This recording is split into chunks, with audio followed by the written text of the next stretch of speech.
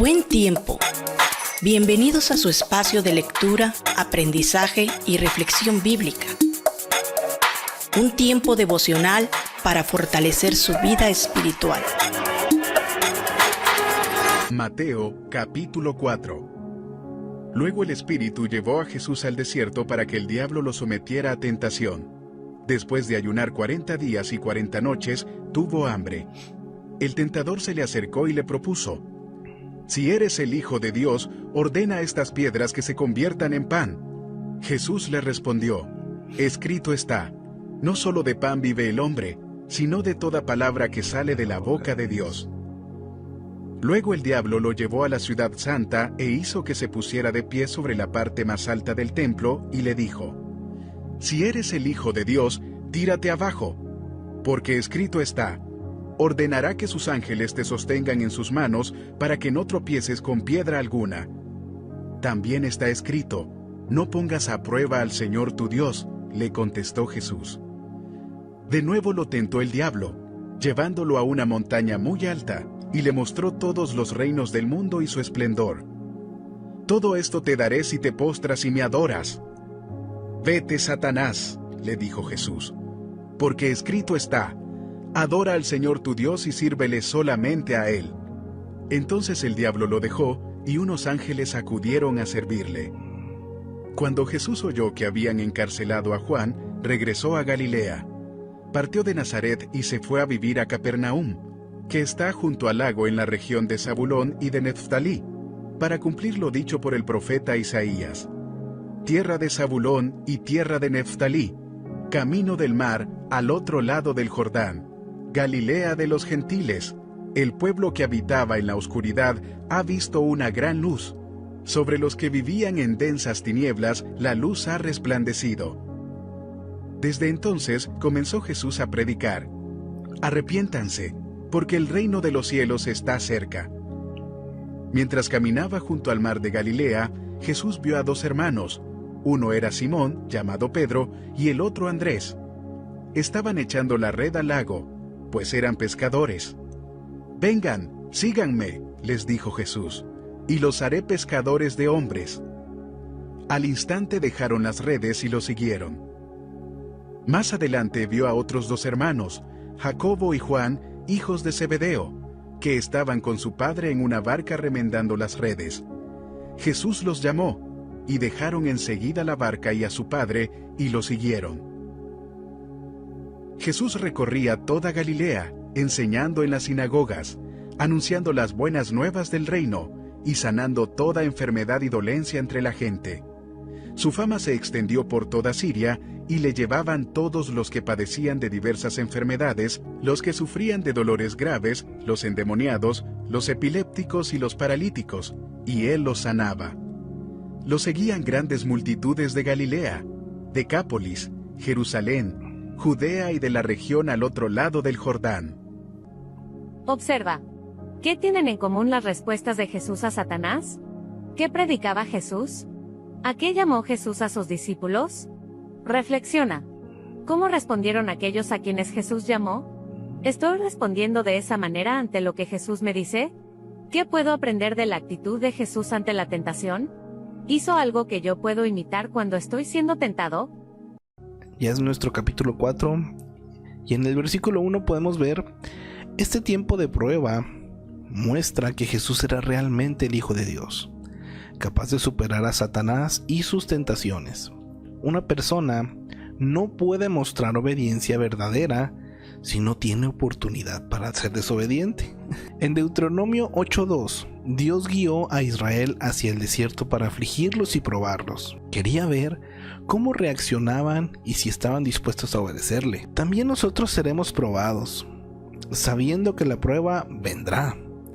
Deberíamos estar alertas y listos para enfrentarla. Hay que tomar en cuenta, y aquí nos viene la cita en Mateo 26:41, la carne es débil. Sus convicciones son buenas si resisten bajo presión. Satanás tentó a Eva en el jardín, y aquí tienta a Jesús en el desierto. Satanás es un ángel caído, existe de veras, no es simbólico, y constantemente está luchando contra los que obedecen y siguen a Dios. Las tentaciones de Satanás son reales. Él quiere que hagamos las cosas a su manera o a la nuestra, pero no como Dios quiere. Jesús un día va a reinar sobre toda la creación, pero Satanás quería que Jesús se proclamara rey prematuramente. Si Jesús lo hacía, su misión en la tierra, morir por nuestros pecados y darnos la oportunidad de tener vida eterna, se arruinaba. Cuando las tentaciones parecen ser duras, o cuando piense que pueden ser racionalizadas, piense que el diablo podría estar preocupado por estorbar el propósito de Dios en su vida. Esta tentación de Satanás sirvió para mostrarnos que Jesús era humano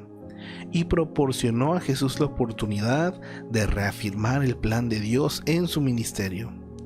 También nos da un ejemplo a seguir cuando somos tentados. La tentación de Jesús fue importante porque demuestra su ausencia de pecado. Fue tentado y no cedió a la tentación. Satanás tentó a Jesús, pero Jesús nunca pecó. Podríamos sentirnos sucios después de una tentación. Sin embargo, la tentación en sí no es pecado. Pecamos cuando cedemos y desobedecemos a Dios. Recordándolo nos ayudará a mantenernos alejados de la tentación. Jesús no fue tentado en el templo ni en su bautismo, sino en el desierto. Esto es muy importante, hermano. Estaba cansado, solitario y hambriento, y por lo tanto muy vulnerable. Satanás con frecuencia nos tienta cuando somos vulnerables, cuando estamos cansados, solitarios, enfrentando decisiones importantes o incertidumbre. Pero Satanás gusta también de tentarnos por medio de nuestras virtudes en el momento en el que somos susceptibles al orgullo. Lucas 4:3, una nota paralela a lo que estamos leyendo el comentario, ¿verdad? Debemos estar en guardia en todo momento contra sus ataques. Las tentaciones de Satanás se enfocan en 3 cosas. 1. Los deseos físicos. Número 2. Las posesiones y poder.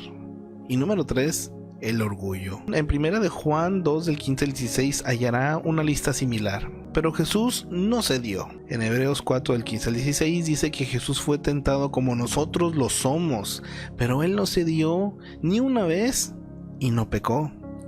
Él sabe por experiencia propia lo que estamos experimentando. Él desea y tiene todo poder para ayudarnos en nuestras dificultades.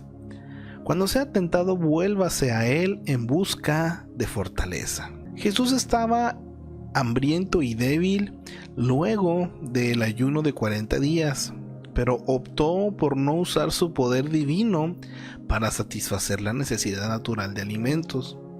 Los alimentos, el hambre y sus deseos de comer son buenos, pero el momento no lo era. Había decidido poner a un lado el uso ilimitado e independiente de su poder divino, a fin de experimentar su humanidad en plenitud. También nosotros podemos ser tentados a satisfacer un deseo normal, en una forma incorrecta, en un mal momento. Si somos indulgentes con el sexo antes del matrimonio, o si robamos para obtener alimentos, estamos procurando satisfacer deseos que Dios ha dado en maneras que Dios desaprueba. Recuerde, muchos de nuestros deseos son normales y buenos, pero deben ser satisfechos en la forma correcta y en el momento oportuno. Jesús fue capaz de resistir todas las tentaciones de Satanás porque no solamente conocía las escrituras, sino que las obedecía. Esto es bien importante también. Una cosa es conocer y otra cosa es obedecer. Pero cuando usted conoce y obedece, mi hermano, pues como Jesús, en Efesios 6:17 dice que la palabra de Dios es un arma, espada de 2 filos, para ser usada en combate espiritual. Saber versículos bíblicos es importante para resistir los ataques de Satanás, pero debemos obedecerlos también. Note que el diablo también se sabe versículos de las escrituras, pero no los obedece. Conocer y obedecer la Biblia es cumplir los deseos de Dios antes que los de Satanás. El templo era el centro religioso de la nación y el lugar donde los judíos esperaban la llegada del Mesías. Herodes el Grande había renovado el templo en la esperanza de ganar la confianza de los judíos. El templo era el edificio más alto de la región y el pináculo del templo era probablemente la pared que sobresalía del lado de la colina, desde donde se podía ver el valle. Desde este lugar, Jesús podía ver a Jerusalén y varios kilómetros a la redonda. Dios no es nuestro mago en los cielos. En respuesta a las tentaciones de Satanás, Jesús dijo que a Dios no debía ponerle pruebas necias.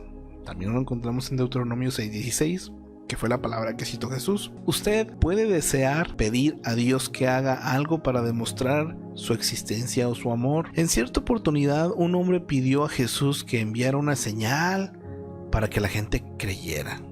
Jesús le dijo que el que no cree a través de lo que está escrito en la Biblia, no creerá aunque resucite para amonestarle. Esto lo encontramos en Lucas 16:31. Él quiere que vivamos por fe y no por vista. No tiente a Dios ni trate de manipularlo. Capítulo 4, versículo 6 nos podemos aprender, ¿verdad?, que Satanás citó la escritura para hacer que Jesús pecara. Algunas veces los amigos presentan razones atractivas y convincentes para inducirnos a hacer lo que sabemos que no es correcto. Inclusive buscan versículos bíblicos que aparentemente apoyan su punto de vista. Estudie la Biblia cuidadosamente. Fíjese en el contexto de los versículos, de modo que pueda entender los principios de Dios, qué es lo que Él quiere para usted.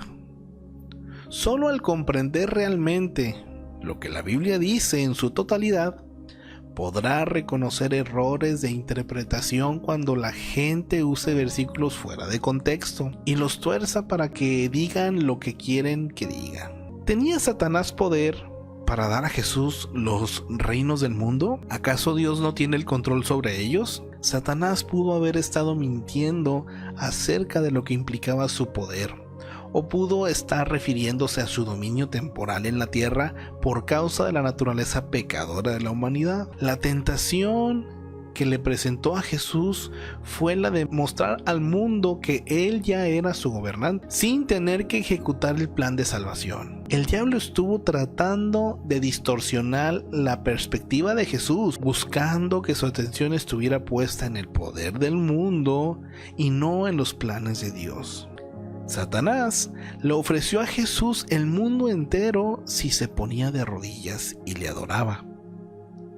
Hoy Satanás nos ofrece el mundo tratando de halagarnos con poder y materialismo. Podemos hacer frente a las tentaciones en la misma forma en que lo hizo Jesús. Si alguna vez usted anhelara lo que el mundo le ofrece, tome nota de Deuteronomio 6:13. A Jehová tu Dios temerás y a Él solo servirás. Que fue la respuesta de Jesús, ¿verdad, Satanás? Capítulo 4, versículo 11. Los ángeles, como los que ayudaron a Jesús, tienen un papel significativo como mensajeros de Dios. Son seres espirituales que tuvieron que ver con la vida terrenal de Jesús. ¿Para qué? Número 1, anunciar el nacimiento a María. Ya lo vimos todo esto, ¿verdad?, en el capítulo del 1, 2 y 3. 2, tranquilizar a José. 3, dar nombre a Jesús. 4, anunciar su nacimiento a los pastores. 5, proteger a Jesús, enviar su familia a Egipto. Y 6, socorrerlo en el Getsemaní. Para mayor información sobre los ángeles, véase la nota en el 1:20. Capítulo 4, versículos 2 y 13. Entonces Jesús se trasladó de Nazaret, donde vivía, a Capernaum, unos 32 kilómetros al norte. En Capernaum llegó a estar su centro de operaciones durante su ministerio en Galilea. Probablemente se trasladó para, número 1, mantenerse al margen de la oposición intensa y de la apatía de Nazaret. Número 2, impactar en la población más numerosa. Capernaum era una ciudad activa y el mensaje de Jesús pudo llegar a mayor cantidad de personas y esparcirse más rápidamente. Número 3. Valerse de mayores recursos y apoyo a su ministerio. El traslado de Jesús cumplía la profecía en Isaías 9 del 1 al 2, que señalaba que Jesús, el Mesías, sería luz a la tierra de Zabulón y Neftalí, la región de Galilea en la que Capernaum estaba localizada. Mateo continúa vinculando el ministerio de Jesús con el Antiguo Testamento al referirse a Isaías. Esto era una ayuda para la audiencia judía, quienes conocían las Escrituras. El reino de los cielos significa lo mismo que el reino de Dios en Marcos y Lucas. Mateo usó esta frase tomando en cuenta a los judíos, quienes por respeto y profunda reverencia no pronunciaban el nombre de Dios. El reino de los cielos está cerca, porque ha llegado a nuestros corazones. Y aquí podemos ver o regresarnos a la nota del capítulo 3, versículo 2, ¿verdad? Jesús empezó su ministerio con la misma frase que la gente había oído de Juan el Bautista: arrepentíos, porque el reino de los cielos se ha acercado. El mensaje es el mismo hoy. Ser seguidor de Cristo significa apartarnos de nuestro egocentrismo, del dominio del ego, y poner nuestra vida bajo dirección de Cristo. En el 4:18, el mar de Galilea es en realidad un lago grande. Unos 30 pueblos de pescadores lo rodeaban en los días de Jesús, y Capernaum era el mayor. Jesús dijo a Pedro y a Andrés que debían dejar su pesquería para convertirse en pescadores de hombres y ayudar a la gente a hallar a Dios. Jesús les invitaba a dejar un negocio productivo para ser espiritualmente productivos. Todos tenemos que pescar almas. Si seguimos el ejemplo de Cristo y sus enseñanzas, las ponemos en práctica, podemos atrapar a los que están en nuestro alrededor para Cristo, como lo hace el pescador que atrapa peces en su red y los pone en su bote. Aquellos hombres ya conocían a Jesús. Él había hablado con Pedro y Andrés anteriormente, en Juan 1:35 y 42, y había predicado en la región. Cuando Jesús los llamó, ellos sabían qué clase de hombre era y estaban dispuestos a seguirle. No estaban en un trance hipnótico cuando le siguieron, sino totalmente convencidos de que siguiéndole sus vidas cambiarían para siempre. En el 4 del 21 y 22, Santiago y su hermano Juan, así como Pedro y Andrés, fueron los primeros discípulos que Jesús llamó para que trabajaran con él. Al llamarlos Jesús, se levantaron y dejaron inmediatamente sus tareas. No respondieron con excusas, respondieron de inmediato y le siguieron. Jesús nos llama a cada uno de nosotros a seguirlo. Cuando nos pide que le sirvamos, debemos actuar como lo hicieron ellos y de una vez. Jesús predicaba, enseñaba y sanaba. Estos fueron los 3 aspectos más sobresalientes de su ministerio. Al enseñar, mostraba su interés de que entendieran. Al predicar, mostraba su interés en una entrega. Al sanar, mostraba su interés en las personas total. Sus milagros, la sanidad, autenticaban sus enseñanzas y su predicación, ¿verdad? Y demostraban de que de veras venía de Dios. Jesús pronto desarrolló un ministerio de predicación poderoso y con frecuencia hablaba en la sinagoga. La mayor parte de los pueblos que tenía 10 o más familias judías tenían una sinagoga. El edificio servía para reunirse los sábados y como escuela durante la semana. El líder de la sinagoga no era predicador, sino más bien un administrador. Su tarea consistía en invitar rabinos para que enseñaran y predicaran. La costumbre incluía invitar a rabinos visitantes como Jesús a hablarles. Jesús predicaba las buenas nuevas o buenas noticias a todo el que quisiera oírlas. Las buenas nuevas son que el reino de los cielos ya llegó, que Dios está con nosotros y que se ocupa de nosotros. Puede sanarnos, no solo de las enfermedades físicas, sino también de las espirituales. No hay pecado ni problema demasiado grande ni demasiado pequeño para Él. Las palabras de Jesús eran buenas, nuevas, porque ofrecían libertad, esperanza, paz y vida eterna con Dios. Decápolis formaba una liga de 10 ciudades gentiles unidas por el comercio y la defensa mutua. La expresión "y le siguió mucha gente" indica que judíos y gentiles atravesaban largas distancias para oírle. Vamos a andar un poquito más aquí, mis hermanos, en las tentaciones. Pudiéramos analizar también esto para nuestras vidas, mis hermanos, y créanme que va a identificar y pues va a saber cómo atacar también una tentación cuando llegue a su vida. Tentación, haz pan. Necesidad real tomada con base para la tentación, pues la necesidad física, hambre, dudas que pudieran haber tenido. ¿Enviará Dios comida? Debilidades que Satanás buscó explorar, pues el hambre, impaciencia, necesidad de probar su carácter de hijo. Respuesta de Jesús, Deuteronomio 8:3, esperar en Dios.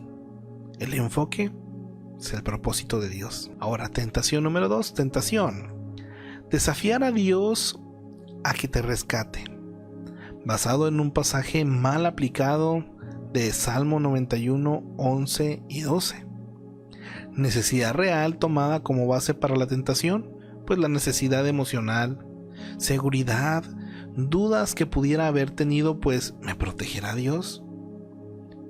Debilidades que Satanás buscó explotar, el orgullo, la inseguridad, necesidad de probar a Dios. Respuesta de Jesús, según Deuteronomio 6:16, que fue lo que citó, no tentar a Dios. El enfoque, el plan de Dios. La número 3, adórame. Obviamente Satanás le estaba diciendo a Jesús, adórame, ¿verdad?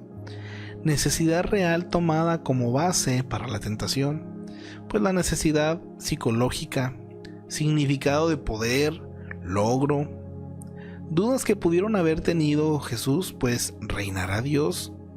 Debilidades que Satanás buscó explotar, anhelo de poder inmediato, soluciones fáciles, necesidad de demostrar igualdad con Dios. Respuesta de Jesús, la cita fue en Deuteronomio 6:13, no transigir con el maligno, el enfoque, Dios mismo. A manera de prueba final en su preparación, Satanás tentó a Jesús en el desierto. 3 partes de la tentación se registran en Mateo. No son comunes porque nosotros enfrentamos las mismas tentaciones. Como muestra el bosquejo, la tentación es una combinación de necesidad real y duda lógica que provoca un deseo inapropiado. Jesús demostró la importancia y la efectividad de conocer y aplicar las Escrituras al combatir la tentación. Gracias por acompañarnos. Esperamos que este refrigerio espiritual haya fortalecido su fe. Te invitamos a compartir este contenido. Puedes escribir tus dudas en la sección de comentarios. Y para que no te pierdas ninguno de los capítulos, suscríbete a nuestro canal.